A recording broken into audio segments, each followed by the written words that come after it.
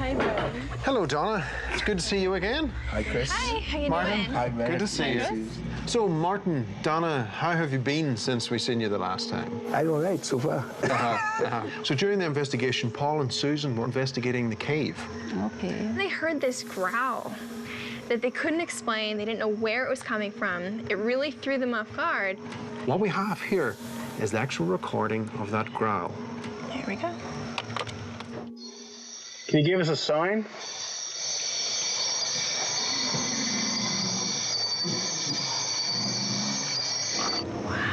And Susan's leg was grabbed seconds after this was recorded. I don't know.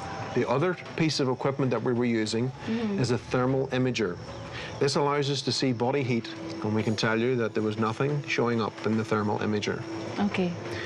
Now, what do you think whenever you hear that?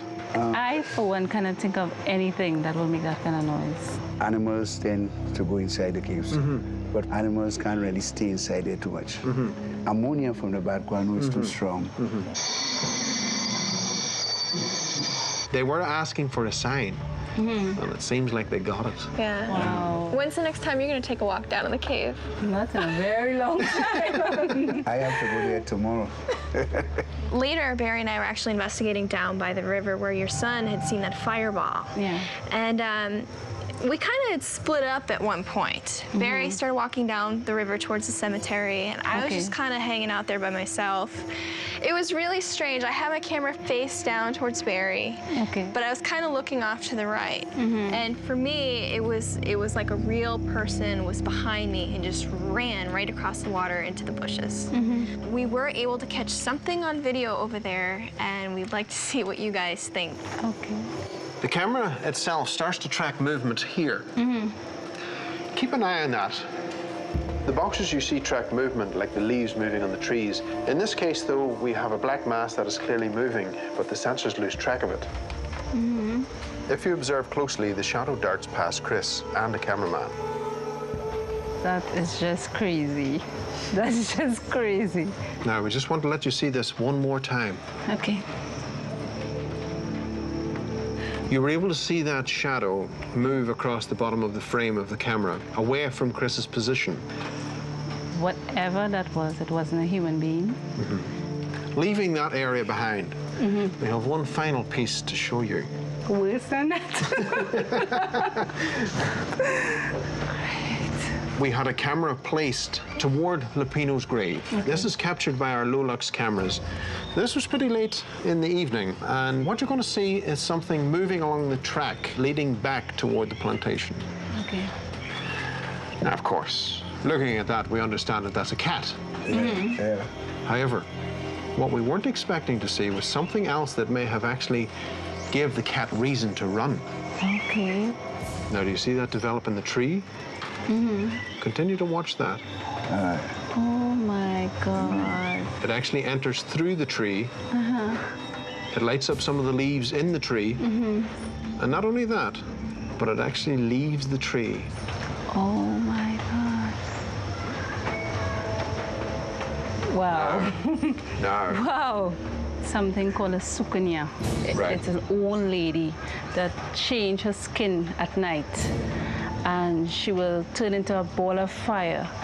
And I believe whatever that is, it is not normal. That is not never expected to see. I'm of the opinion that can be a Soccouyant, because we're talking about fire, real fire, right? And that wasn't showing fire. what I can tell you, Martin, is an investigative team who ventures all around the world. This is a first for us. And whatever that was producing its own light. Those cameras that we use just use the natural light that's around it. That's just crazy. What I believe it is one of the spirits my son saw. Yes. It looked like, for me, a demon or evil spirit. And that is what I believe it is. That is what I believe. Well, I have to say that we had an absolutely remarkable time here at Lopinot Plantation. Great. It was absolutely fantastic for us. What we did happen to see, of course, is that the area around Lopinot itself seems to be haunted. Our folklore, there's some truth in it.